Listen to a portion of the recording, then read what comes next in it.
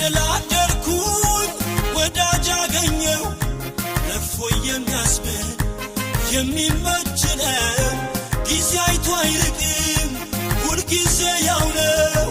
ስጋት አይገባኝ ልቤ ሙሉ ነው እፎይ ብያለሁ እፎይ እፎይ እፎይ እፎይ እፎይ እፎይ እፎይ የግሌን ወዳጄ ወዳጄ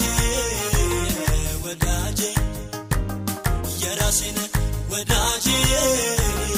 ወዳጄ ወዳጄ ወዳጅ የሚሏቸው አንድ ቀን ሲለዩ የቅርቤ ያልኳቸው ካንተ ሲስተያዩ